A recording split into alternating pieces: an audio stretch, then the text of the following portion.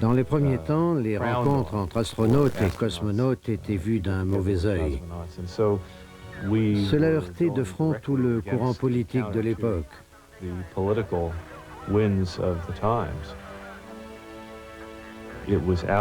C'était notre expérience, notre vécu commun qui nous a inspiré cette nécessité de nous rencontrer. L'expérience du vol spatial avait ainsi appris à cette première génération d'explorateurs ce que les dirigeants de ce monde allaient mettre des années à découvrir.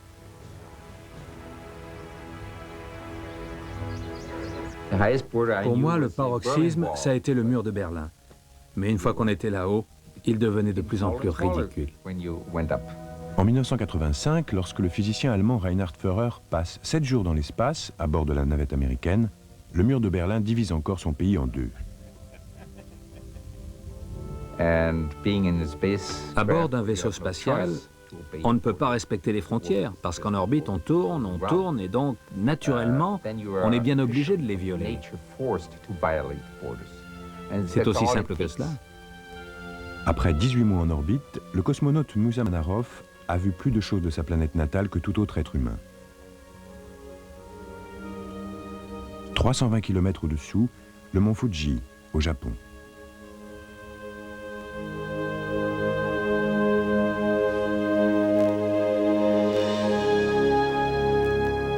Quelle que soit la façon dont vous voyagez, il est évident que plus vous le faites, plus vous élargissez vos horizons et plus vous commencez à sentir que vous n'êtes pas uniquement une partie d'un petit territoire à la surface de la Terre, mais un membre de la famille des humains tout entière. C'est absolument extraordinaire. On ne voit pas les choses dans le détail, mais comme un ensemble. Pour Joseph Allen, qui a longtemps détenu le record de marche libre dans l'espace, les frontières artificielles ont aussi disparu. C'est, je crois, ce sentiment qui unit tous ceux qui sont allés dans l'espace. Nous voyons intuitivement la planète Terre comme une entité. La cosmonaute Valentina Tereshkova a été la première femme à voyager dans l'espace.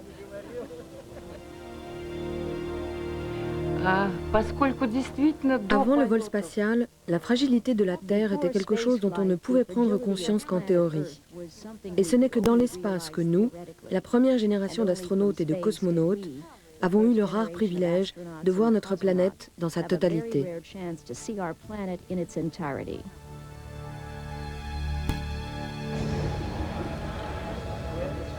Les voici, ces nouveaux explorateurs. Leur regard exceptionnel sur le monde a contribué à faire de leur aventure l'un des événements qui ont fait de ce XXe siècle le siècle de l'espace.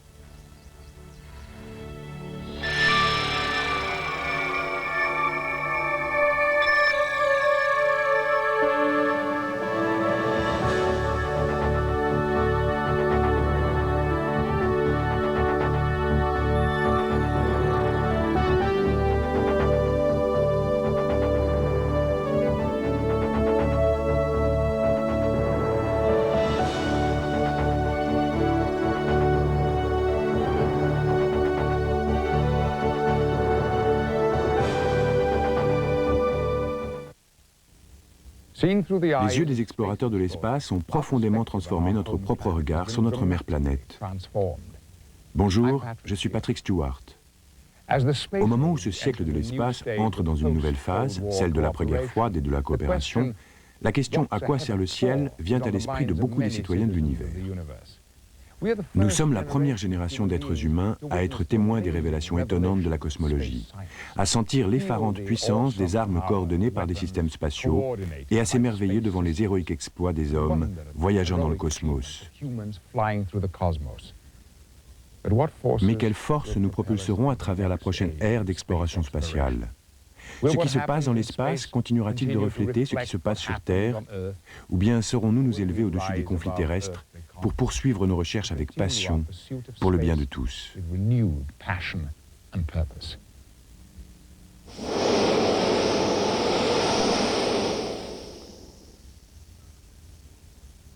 C'est durant la course à l'espace, en pleine guerre froide, que sort le film 2001, l'Odyssée de l'espace, alors que la paranoïa de la guerre froide a perverti le rêve romantique des voyages intersidéraux.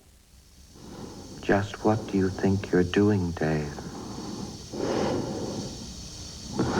Mais depuis lors, les motivations ont radicalement changé. Dave,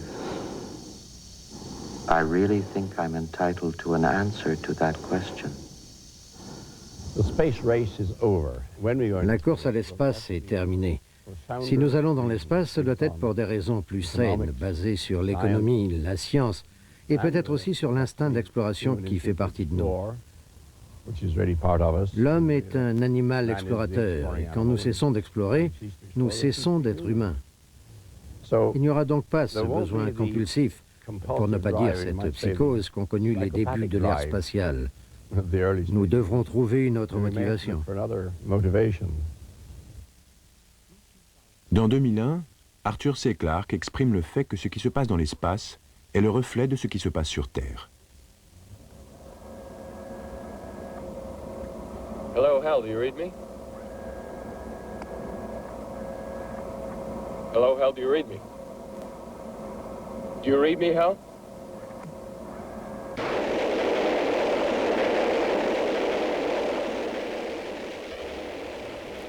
Telles qu'on les rêvait, les premières fusées devaient aider l'humanité à explorer l'espace intersidéral. Dans la réalité, elles sont tombées sur notre planète et ont tué des milliers de gens durant la Seconde Guerre mondiale.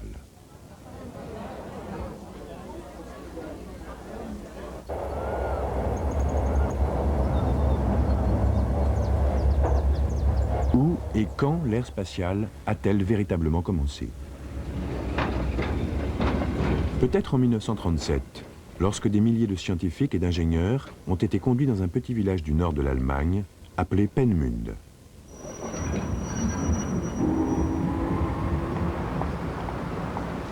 Il fallait les ressources d'une machine de guerre pour créer le premier centre spatial du monde. Et l'armée allemande va même financer la construction de toute une ville. Les légions qui travaillent ici n'ont qu'une seule tâche: mettre au point une fusée capable d'aller lâcher une tonne d'explosifs à plus de 300 km.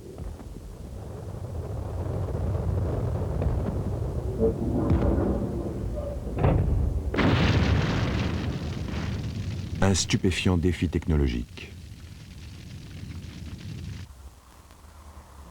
La place qu'occupe Peenemünde dans l'histoire est extrêmement controversée. Bien que l'on condamne souvent les intentions de ceux qui y travaillaient, ce sont pourtant eux qui ont jeté les bases technologiques qui ont permis l'avènement de l'ère spatiale. Je dois dire que cela me plaisait. J'avais toujours été passionné par les fusées et j'avais soudain l'occasion d'y travailler sur une vaste échelle. Personne, je crois, ne pensait vraiment aux implications militaires. On travaillait sur un projet technologique et tout. Konrad Dannenberg a participé à la construction du V2, l'arme de vengeance comme l'appelaient les nazis.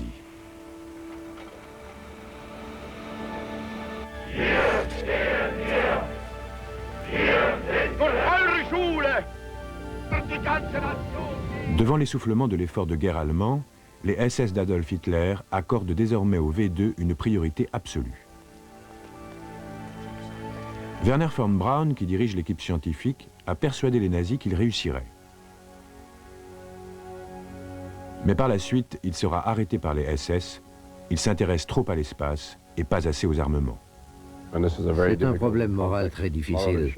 On lui a posé une fois la question, est-ce qu'il savait ce qui se passait dans les camps de concentration? Et il a répondu, je ne le savais pas, mais je le soupçonnais. Et vu ma position, j'aurais pu en avoir le cœur net si j'avais voulu. Mais je ne l'ai pas fait et je me méprise pour cela. Ce sont ses propres mots.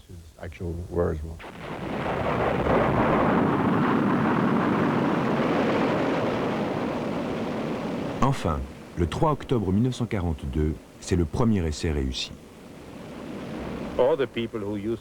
Pour tous ceux qui ont travaillé ici à Peenemünde, le 3 octobre 1942 est le jour où a commencé l'ère spatiale.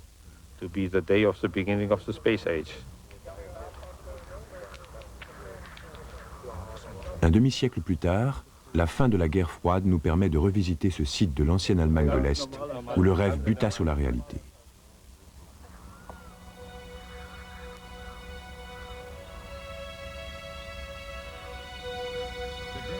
On On estime à des milliers le nombre de morts parmi les prisonniers contraints de travailler sur le V2.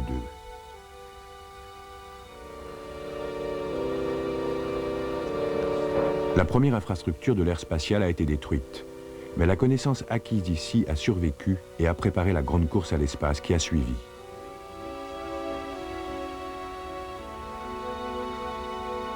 En 1945, ce sont les vainqueurs américains qui mettent la main sur les plus grands trésors de Peenemünde, en l'occurrence Wernher von Braun, l'essentiel de son équipe et tous les V2 qu'ils peuvent emporter.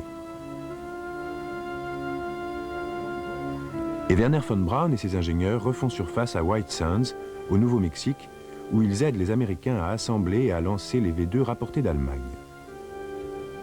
Les origines militaires de la science des fusées vont ainsi marquer l'étape suivante de l'exploration spatiale.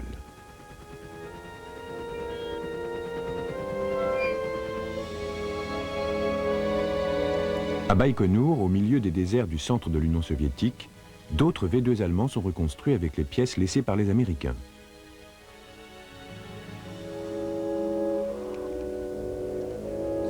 Sergueï Korolev, directeur du programme spatial soviétique, lance un programme secret visant à perfectionner la technologie des fusées. Et depuis sa tour de lancement à Baïkonour, Korolev tire dans l'espace un autre type d'arme. Une arme psychologique qui précipite l'ère spatiale dans la guerre froide.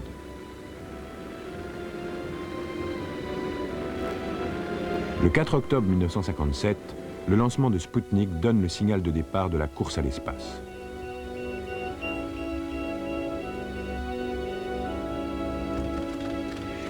Léonard Nikishin a participé alors à cette aventure et est aujourd'hui correspondant scientifique des Nouvelles de Moscou. Nous savions que l'ère spatiale était proche et quand Sputnik s'est envolé, c'était exaltant. C'était notre étoile filante. Le monde libre aussi se passionne pour Sputnik, le petit voyageur. Et puis c'est Sputnik 2, avec à bord la première créature vivante dans l'espace, la chienne Laïka. Mais les dirigeants du monde ne voient pas en Laïka le meilleur ami de l'homme. Sa masse satellisable est de la même taille et du même poids qu'une bombe atomique. À l'époque, Khrouchtchev exigeait des lancements. Faites-moi plus de lancements. Envoyez-moi des cosmonautes dans l'espace.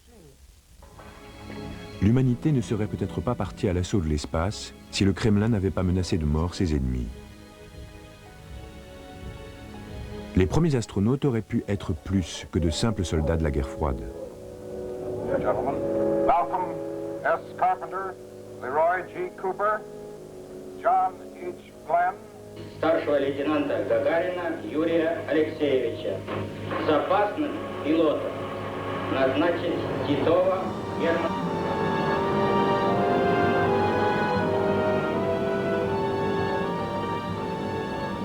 Mais on ne peut oublier l'affrontement Est-Ouest lorsque le premier être humain se libère enfin de la pesanteur terrestre.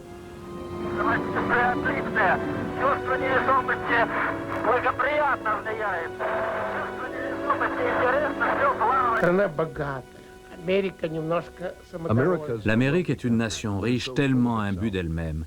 Elle est bien installée et regarde les choses de haut. Et nous, nation inférieure, ruinée par la guerre, on les a grillés. L'exaltation était à son comble. Rarement dans l'histoire russe, la population n'avait ressenti une telle joie. La joie des gens et l'allégresse du gouvernement coïncidaient. Habituellement, le gouvernement exprimait sa joie, mais les gens n'applaudissaient pas.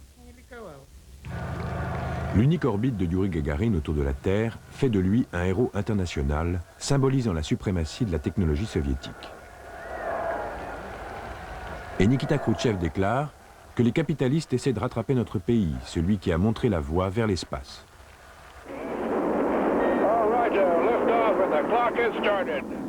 L'Amérique répond 3 semaines plus tard en envoyant Alan B. Shepard dans l'espace.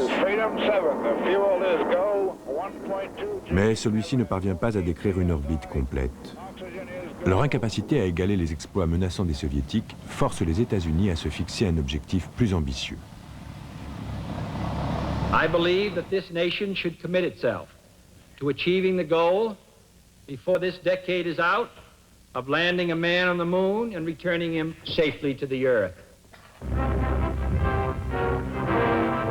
President Kennedy begins a tour of 4 space installations at Huntsville, Alabama, where he is greeted by Dr. Wernher von Braun, space pioneer and director of this research and development center. Next stop, Houston, then to the Manned Spacecraft Center, where the $20 billion Apollo project is in high gear. It was in Houston that Mr. Kennedy emphasized the need for peaceful uses of space. Les origines de la course à l'espace étaient militaires, mais l'atterrissage sur la Lune, bien qu'étant l'aboutissement de la technologie développée pour ces programmes, revient réellement à un seul homme, John Fitzgerald Kennedy. Apparemment, Kennedy voulait simplement quelque chose qui restaurerait l'image de l'Amérique, et c'est lui et son entourage qui ont pris la décision.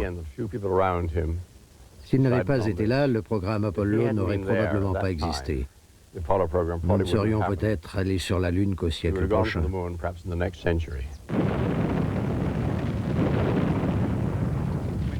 Après les échecs répétés de leur fusée géante top secret, la N1, les ingénieurs russes doivent admettre qu'ils n'ont pas les moyens pour battre les Américains dans la course à la Lune.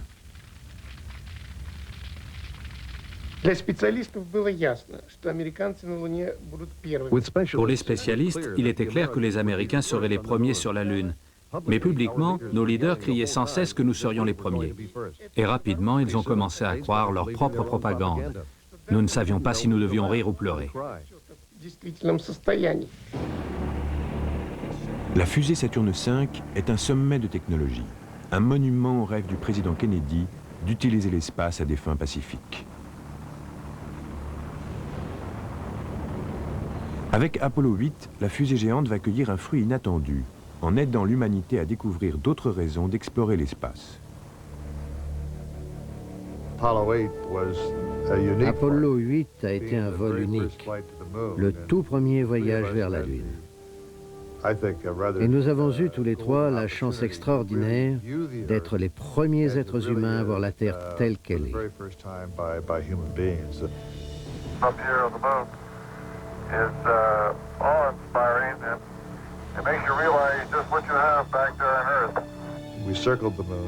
Nous avons fait le tour de la Lune et avons regardé la Terre derrière nous. Et nous avons vécu des moments exceptionnels qui ont nourri nos réflexions.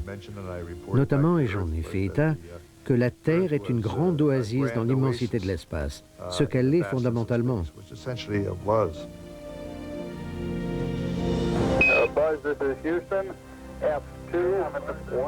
À peine 7 mois plus tard, Apollo 11 comble les désirs de Kennedy de voir un homme se poser sur la Lune avant la fin de la décennie. At the foot of the ladder, the limb footbeds are only depressed in the surface about 1 or 2 inches, although the surface appears to be very, very fine-grained as you get close to it. It's almost like a powder. And step off the limb now. Le premier pas de Neil Armstrong sur la Lune concrétise un des plus anciens rêves de l'humanité. That's one small step for man, one giant leap for mankind. This is CBS News color coverage of Man on the Moon.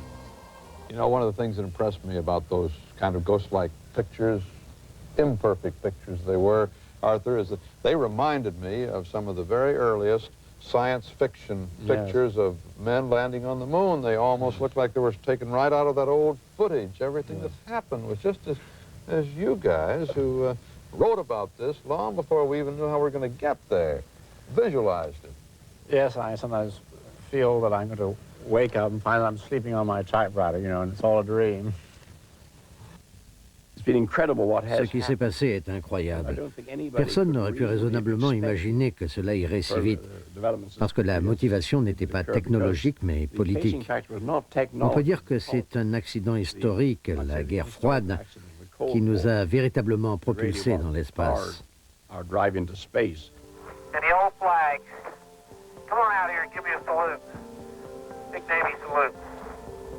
Le programme Apollo coûtera au total 24 milliards de dollars. Mais quand le dernier homme quitte la Lune en 1975, cet investissement perd soudain de son lustre.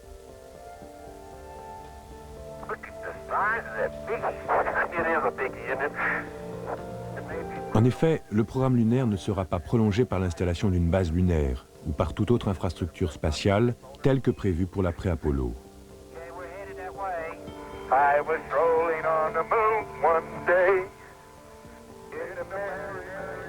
Pour l'Amérique, les alunissages représentent la fin de l'âge d'or du soutien inconditionnel à l'exploration spatiale. Un âge que nous ne connaîtrons peut-être plus.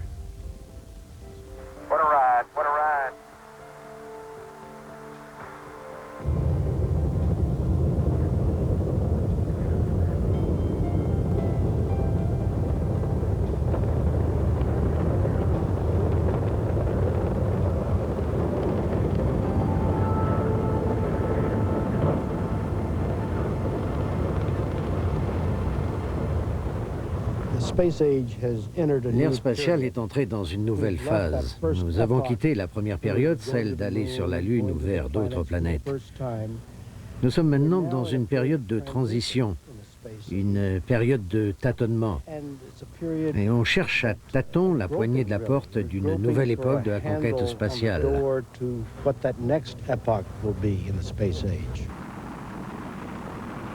Velocity 2,257 feet per second. Altitude 4.3 nautical miles. Downrange distance 3 nautical miles. Engines throttling up. 3 engines now at 104%. Challenger, go with throttle up. Challenger, go with throttle up. Flight controllers here looking very carefully at the situation. Obviously a major malfunction. L'explosion de la navette Challenger souligne les dangers que la recherche spatiale comportera toujours pour l'humanité.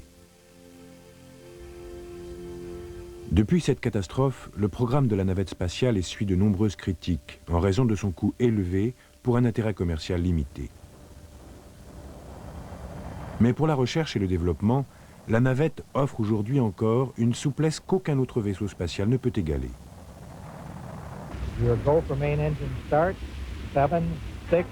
We have main engine start.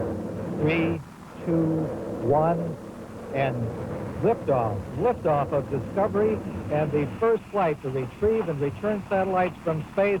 Ignition and liftoff of Columbia and the first dedicated medical research flight. 5, main engine start, 3 good engines up and burning, 2, 1, 0, and liftoff of the Space Shuttle Atlantis and the Gamma Ray Observatory, seeking out the explosive forces of the universe. Roger, roll, Atlantis. Houston now controlling. La navette a ouvert l'espace à nombre de spécialistes des disciplines les plus diverses. Mais le coût élevé des recherches en microgravité a conduit beaucoup de gens à douter de son avenir.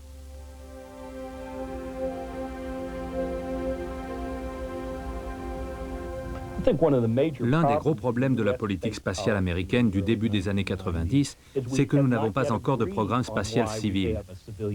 Sur le plan militaire, il y a un effort important en raison de l'intérêt de l'armée pour la sécurité nationale et la stabilité internationale. Mais notre programme civil est un mélange de sciences, de finalités économiques et sociales liées au prestige national et d'une politique étrangère basée sur la coopération internationale. Mais on discute toujours du bon dosage de tous ces ingrédients.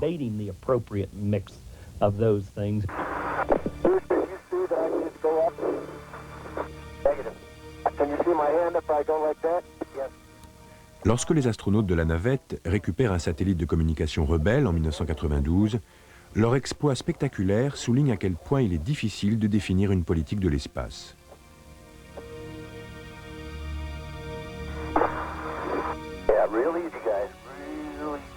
Cette mission de sauvetage est particulièrement coûteuse et met en danger des vies humaines.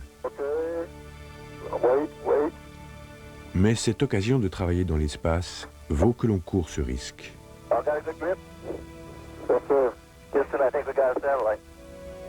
Et puis, à l'ère spatiale, la sécurité des satellites de communication n'a pas de prix.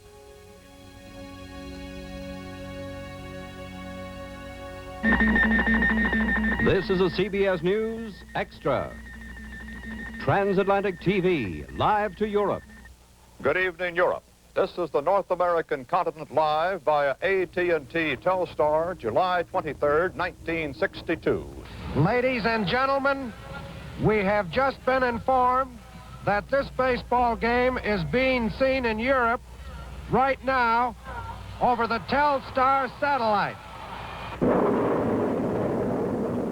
En 1962, lorsque le premier satellite commercial Telstar est lancé, il parade au-dessus d'une planète qui ignore encore tout de l'espace. I can now see Big Ben on our monitors, so go, Europe, go. Welcome to Gällivare in northern Sweden. We switch again 800 miles away to Rome. I am standing 500 miles from Sicily in Vienna. Le public se souvient de la chansonnette. Tiens, tiens. We in television are convinced that the ability to portray immediacy, to realize what's new, what's going on, is the true significance of this new communications bridge. Je suis plutôt gêné de dire que l'aspect de la technologie de l'espace qui a le plus changé le monde est celui pour lequel je suis connu, les satellites de communication. Arthur C. Clarke a fait des études d'ingénieur. En 1945, il a été le premier à émettre l'idée qu'un satellite artificiel pouvait être mis en orbite autour de l'équateur et relayer des signaux vers la Terre. Dans ma jeunesse, durant les années 30, tout le monde, même dans les pays dits développés, vivait en quelque sorte dans une très petite sphère, tant psychologiquement que physiquement. J'avais presque 20 ans lorsque j'ai quitté ma ville natale pour Londres, à environ 250 km. Je n'ai jamais donné de coup de téléphone international parce que cela n'existait pas.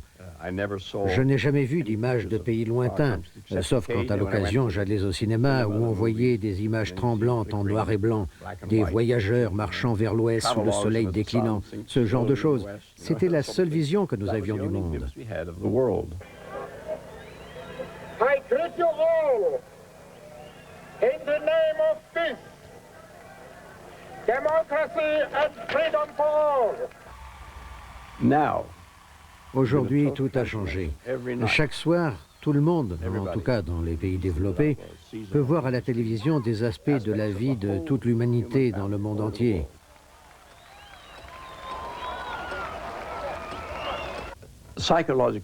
Psychologiquement, nous vivons dans une société totalement différente. La révolution russe de 1991. La tentative de coup d'État a été vaincue par les communications, par le fax et les satellites. Durant la tentative de coup d'État, les télécommunications par satellite ont aidé les citoyens soviétiques à contrer le retour du totalitarisme.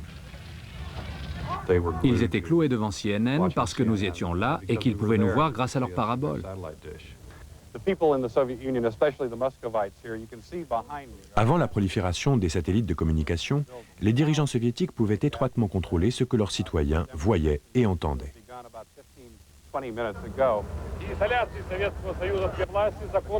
Mais les auteurs du coup d'État n'ont pas pu empêcher que les appels de Boris Yeltsin et de ses forces démocratiques soient entendus par tout ce village planétaire que les satellites ont créé.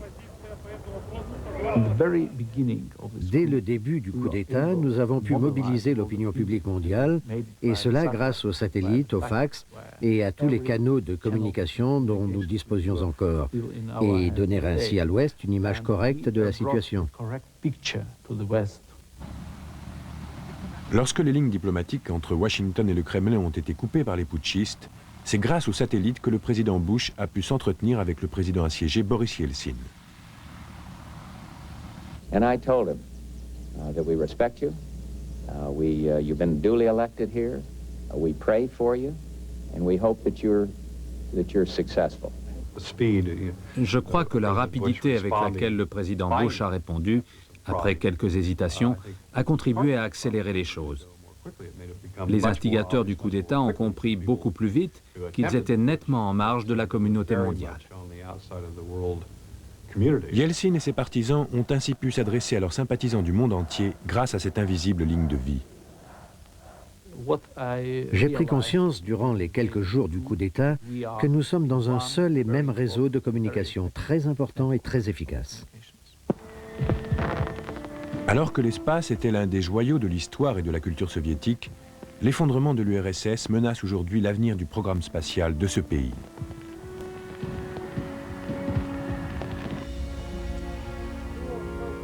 En mai 1991, 3 cosmonautes se préparent à décoller du cosmodrome de Baïkonour. L'un d'eux, Sergueï Krikalev, doit passer 5 mois dans l'espace. Ce qui va lui arriver est la parfaite illustration des mutations intervenues dans la conquête spatiale. Krikalev est envoyé dans l'espace au moment où les Soviétiques dépensent encore sans compter pour leur programme spatial. Mais les bouleversements qui suivent le coup d'État vont rejaillir dans l'espace.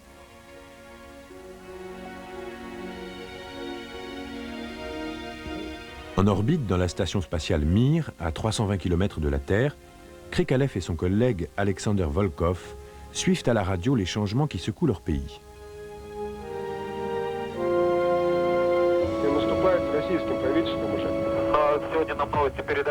Today we heard the news that there will be some kind of emergency budget for the last quarter, cutting all expenses. Will it have any impact on us here? Le programme spatial soviétique, tout comme le pays lui-même, tente désespérément de se ressaisir alors que son budget et sa structure politique s'effondrent. Les plans sont changés, ce qui a pour effet de retarder le retour sur Terre de Krikalev par le vol initialement prévu. Et il n'y a pas assez d'argent pour envoyer une autre fusée le chercher. Pour la première fois dans l'histoire, un être humain se retrouve pris au piège dans l'espace, mais à cause d'un problème politique et non mécanique. Au centre de contrôle qui suit la station Mir, les communications avec la station spatiale sont coupées 9 heures par jour à cause des réductions de budget. La guerre froide est terminée, et devant une économie en déroute, la population russe commence à s'interroger sur la finalité de son programme spatial. We have shortages of everything. If you're hungry, what do you need to fly to space for? I can't say whether to spend money on space or on groceries. We need both, together. You cannot live without groceries. You cannot live without space. First, you must put everything in order here, and then to space. Pour beaucoup de nos citoyens, il est très difficile de comprendre que l'espace travaille aussi pour eux, parce que ce n'est pas quelque chose qu'ils peuvent toucher du doigt. Ce n'est pas de la saucisse, de la viande, c'est quelque chose qui fonctionne, mais qui est parfois invisible pour eux. En mars 1992, lorsque Krikalev est enfin ramené sur Terre après avoir passé près d'1 an en apesanteur, il faut le porter hors de sa capsule.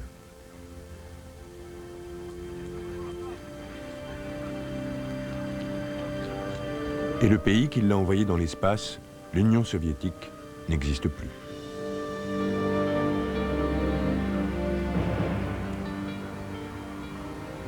La communauté des États indépendants qui a pris sa place remet en cause l'avenir du programme spatial.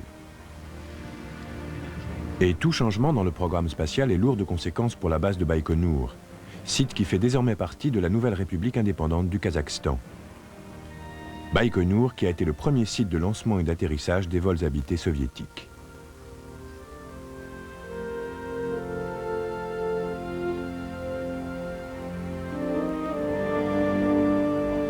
C'est de ce pas de tir qu'une formidable poussée a envoyé les Spoutnik et Gagarine dans les cieux.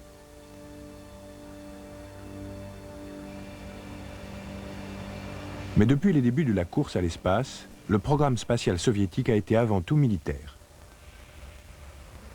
Les responsables admettent aujourd'hui que Buran, la navette spatiale soviétique, a été construite uniquement pour la guerre froide.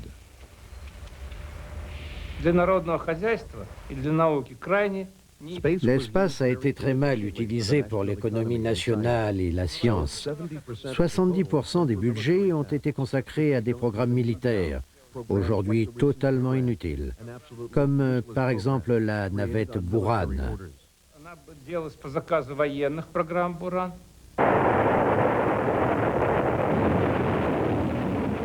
Si Buran s'arrête, le sort de la gigantesque fusée Energia qui doit la lancer est compromis, alors qu'elle est aujourd'hui la plus puissante du monde.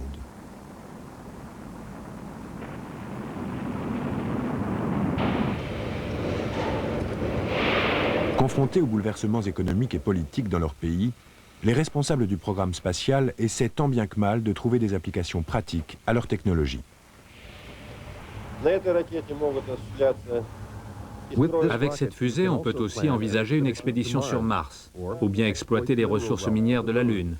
On peut même transporter des déchets radioactifs dans l'espace intersidéral et résoudre encore bien d'autres problèmes.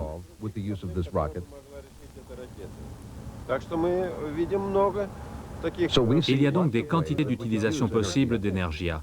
Ce qui est capital pour nous, c'est de ne pas la perdre.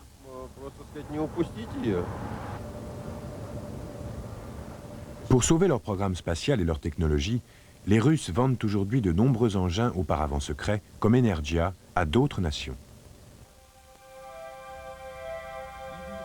Même l'avenir de Mir, qui fut des années durant la première station de recherche orbitale du monde, est incertain au-delà des 2 prochaines années.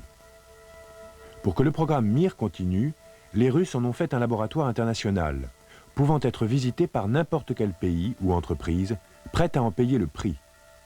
Plus de 10 millions de dollars par mission.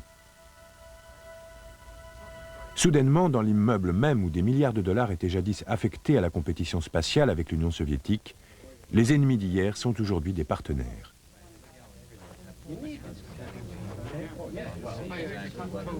This morning, we will explore what civilian space assets exist in the former Soviet Union through which we could achieve renewed cooperation between the U.S. and members of the new Commonwealth of Independent States. Les dirigeants du programme spatial russe proposent d'utiliser la station Mir pour des missions conjointes d'arrimage et de sauvetage. Les États-Unis pourraient profiter de la technologie russe et les Russes obtiendraient l'argent qui leur fait cruellement défaut pour conserver leur technologie. Nikita Sergeyevich Khrushchev, when he spoke at United Nations,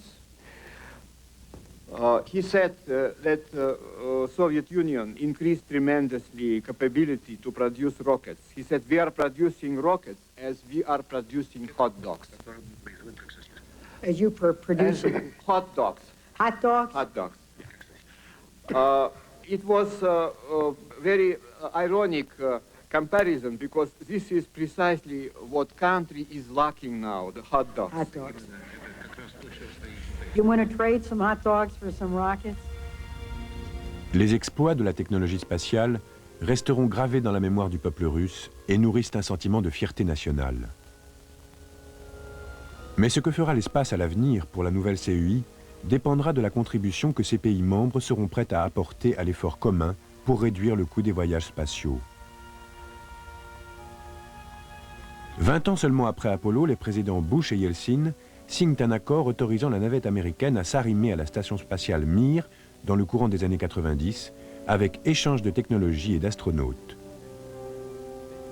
Donc bien plus qu'une simple poignée de main. Les Russes pour leurs raisons et nous pour les nôtres, nous devrons nous associer avec d'autres pays pour maintenir nos capacités.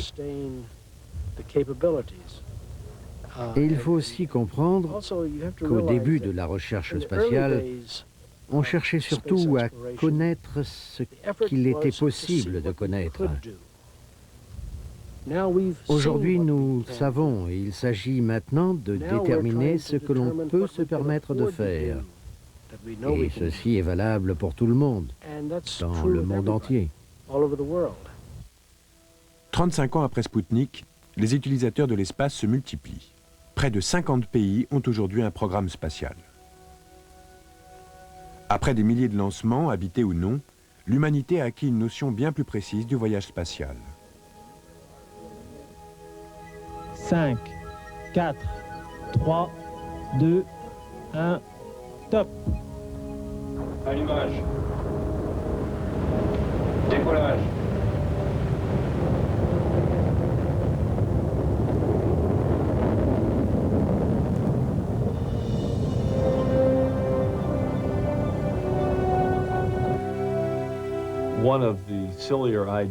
L'une des idées les plus folles des débuts de l'ère spatiale était que les vaisseaux habités et non habités étaient deux choses totalement différentes. Or, il est évident pour quiconque est allé là-haut que les caméras que nous utilisons, que je la tienne à la main ou qu'elle soit sur un satellite, que ce soit une simple caméra ou une caméra permettant de voir dans l'infrarouge ou l'ultraviolet, voire même dotée d'un radar, toutes ces caméras sont d'une certaine façon les yeux de l'humanité.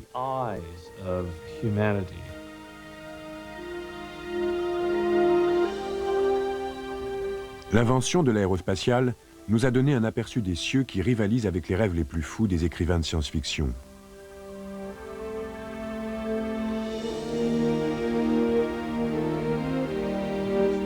La première génération d'explorateurs de l'espace nous a fait découvrir notre héritage cosmique et donner une idée de notre rôle dans l'évolution de l'univers.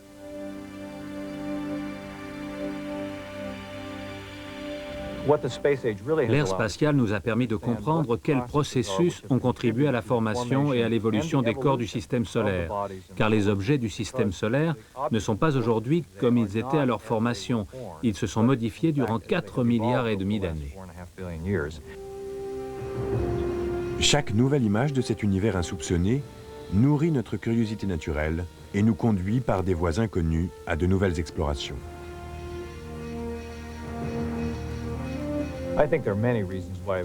Des quantités de raisons nous poussent à explorer les planètes.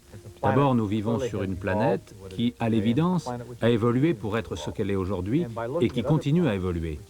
Et en regardant d'autres planètes qui, elles aussi, ont évolué, même dans des proportions différentes, nous renforçons la compréhension que nous avons du monde dans lequel nous vivons.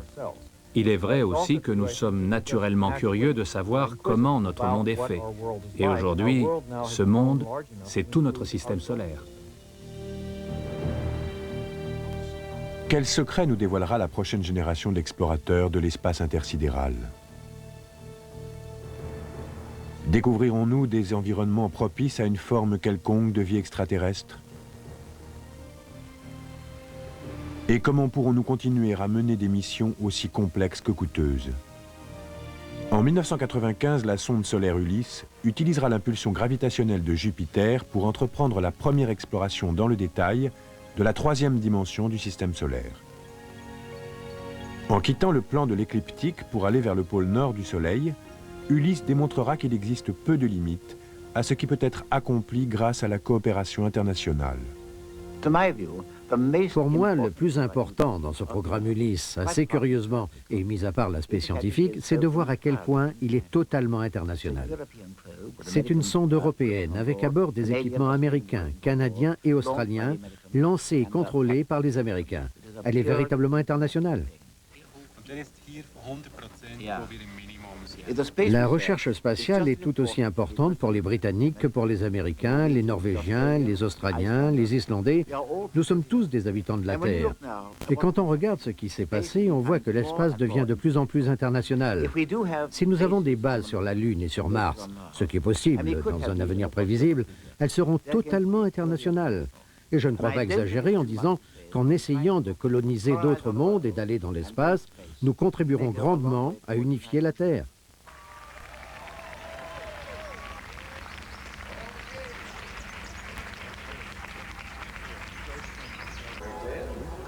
Près du QG du Centre national d'études spatiales, sur le campus provisoire de l'Université internationale de l'espace, 137 étudiants de 26 pays se préparent à relever les défis de demain. I think when you get to Mars, you may have to do some sort of emergency procedure, a contingency operation, to be able to move quickly. So I lean towards going with a artificial G ship. You got two sleeping cubicles that'll stack 2 meters high on top of each other. Nous espérons entrer dans une ère de coopération mondiale et que l'espace sera le point de départ à un consensus international. Je souhaite qu'une nouvelle génération de jeunes gens, d'après la guerre froide, soit capable de faciliter une telle démarche. Je crois fermement que l'espace doit être d'abord utilisé à des fins pacifiques et ensuite que l'espace se prête bien sûr à une exploitation commerciale. Nous en sommes à la veille. Nous sommes en train de passer de l'espace pour l'homme et pour l'exploration à l'espace à usage commercial. Et je ne crois pas qu'il faille nous arrêter là. Aujourd'hui, donc, toute une nouvelle génération considère l'espace comme quelque chose de tout naturel, ce à quoi je n'aurais jamais rêvé. Je n'aurais jamais imaginé voir des hommes marcher sur la Lune, ni même que je vivrais assez longtemps pour voir des images de Jupiter, de Saturne, de toutes les planètes du système solaire et de leurs lunes, sauf de Pluton, la plus éloignée. Ça a été donc la période d'exploration la plus merveilleuse que le monde ait connue, et qui se poursuit en ce moment même. Des images incroyables nous arrivent de Vénus, qui semble être l'endroit le plus insolite du système solaire. Chaque fois qu'une planète nous ouvre de nouveaux horizons, nous découvrons que la nature nous a surpassés. L'univers réel est plus incroyable que ce que même nous, les écrivains de science-fiction, avons imaginé. Arthur C. Clarke est président de l'Université internationale de l'espace, l'ISU. Le maître du village planétaire se relie électroniquement à l'ISU grâce à sa propre invention. Depuis son île près de l'océan Indien, il s'adresse aux lauréats par l'intermédiaire du satellite de communication placé sur une orbite qui porte son nom. Project, the International Mars mission, will lay the foundations for the great adventure of the next century, in which I'm sure many of you will play an active role. There's a very high probability that some of you listening to my words now will one day be walking on the sands of Mars. Une nouvelle génération d'explorateurs se prépare à embrasser des rêves qui sont plus que jamais proches de la réalité. Des empreintes de pas sur Mars.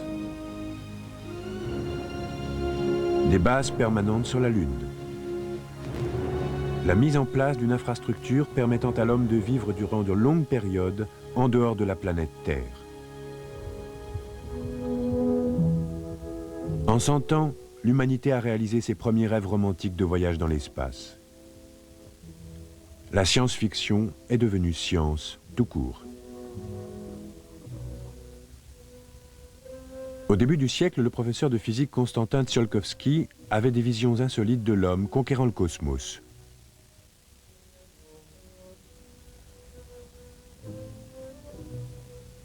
Dans son village russe retiré de Kalouga, ce rêveur solitaire se considérait comme faisant partie des autres mondes. Tsiolkovsky se définissait lui-même comme un citoyen de l'univers. Il était né avec le sentiment d'appartenir au monde de l'espace.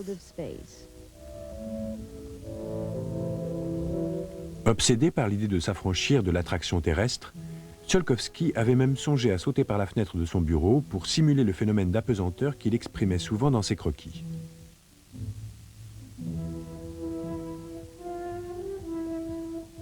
Tsiolkovsky était presque complètement sourd. Sur son bureau reposent encore les entonnoirs en fer blanc qui lui servaient d'appareil acoustique. Sa surdité, en le coupant du monde environnant, l'a peut-être aidé à faire des prévisions d'une justesse étonnante sur la façon dont les humains exploreraient l'espace intersidéral.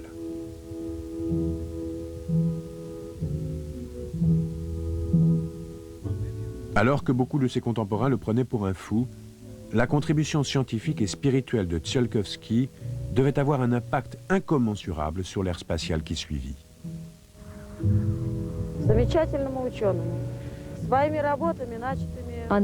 Au bas du monument, vous pouvez lire la phrase qui est devenue la devise de notre civilisation.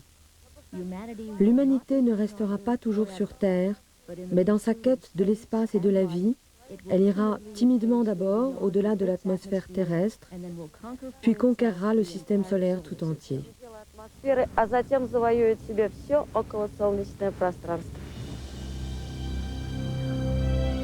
Le premier citoyen de l'univers montrait ainsi à l'humanité le chemin vers les étoiles.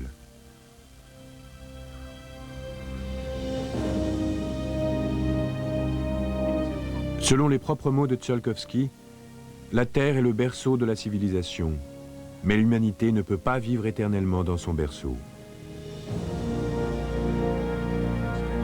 Avec l'ère spatiale, l'humanité s'est donné les moyens de quitter son berceau terrestre et de faire ses premiers pas dans le monde au-delà.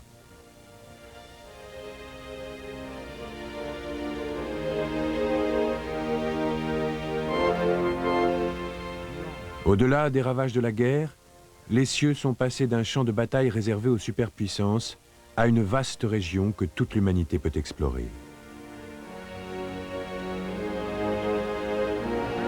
Un astronaute français qui a passé 24 jours dans la station spatiale soviétique résume les choix qui se présentent à ceux qui ont peur de l'espace. La période qui vient de s'écouler n'était qu'une longue période d'essai. Et elle va durer probablement encore quelques années. Sachons simplement qu'il est imprimé dans nos cerveaux que nous irons dans l'espace, tout comme nous avons traversé les océans et comme nos ancêtres sont allés en Amérique.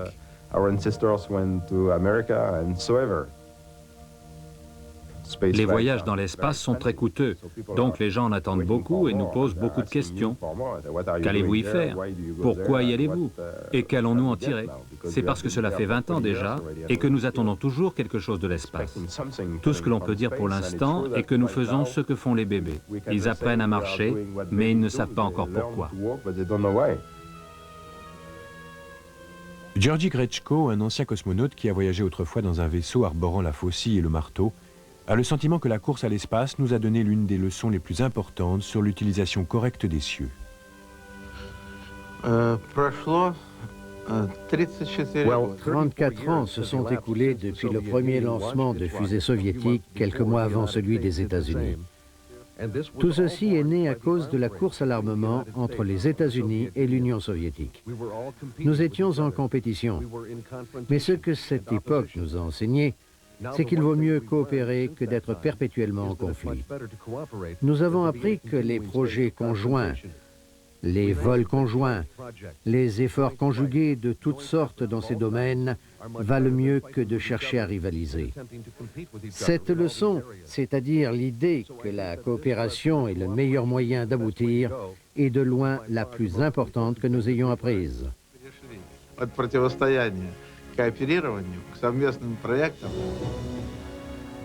Maintenant que la recherche spatiale a tant appris aux hommes sur l'espace et l'univers, aurons-nous l'audace d'aller plus loin? De nouveaux rêves nous attirent vers les cieux. Une nouvelle ère spatiale a commencé.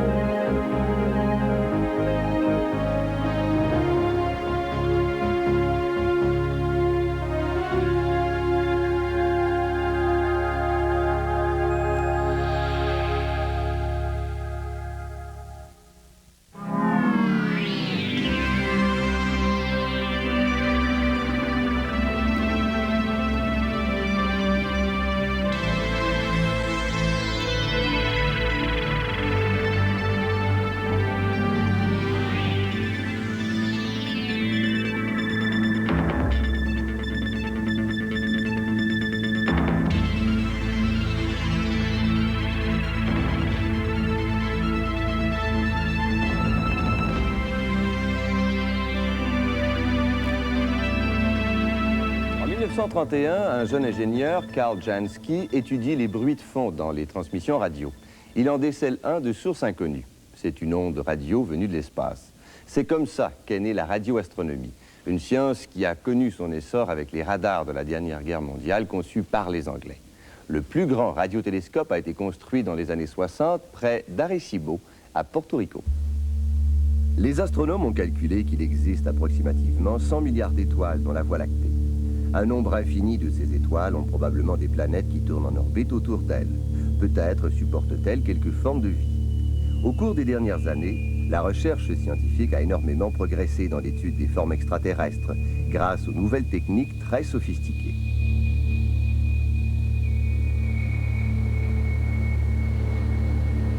Des radiotélescopes comme celui-ci sont utilisés par des scientifiques de la NASA.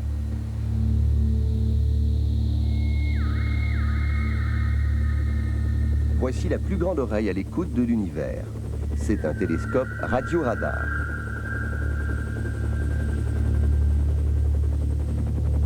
Caché dans les montagnes au nord de Puerto Rico, à Arecibo, ancré dans une dépression naturelle, il offre la superficie la plus grande au monde pour la cueillette d'informations.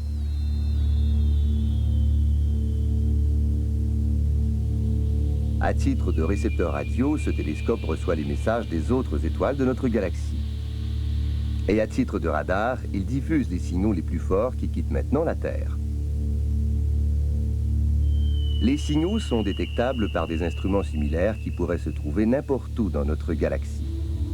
Opéré par l'Université Cornell, cet observatoire a été conçu initialement pour étudier la composition de l'atmosphère de la Terre.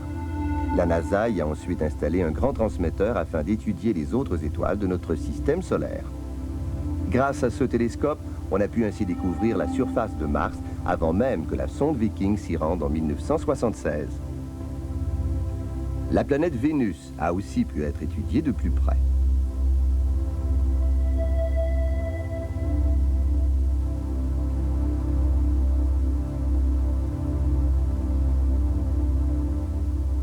Ce télescope est assez puissant pour permettre d'étudier les anneaux de Saturne et plusieurs astéroïdes et comètes. La très large assiette du télescope permet de recueillir les ondes radio en provenance des étoiles et des galaxies. Les scientifiques peuvent ainsi évaluer la distribution des masses dans l'univers. Les pulsars sont d'autres sources intéressantes de radiation cosmique. Elles émettent des signaux radio de pulsation pendant qu'elles tournent dans l'espace. Le docteur Campbell nous explique qu'on a étudié ces étoiles neutrons dès 1934. Personne ne savait alors qu'elles tournaient en émettant cette lumière qui les fait ressembler à un phare.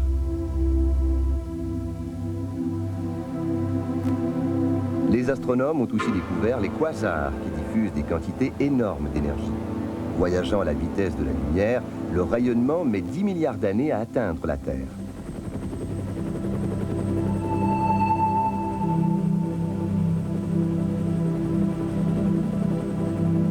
Ce télescope reste à l'écoute des signaux de l'espace. Peut-être parviendra-t-il à découvrir d'autres secrets de l'univers.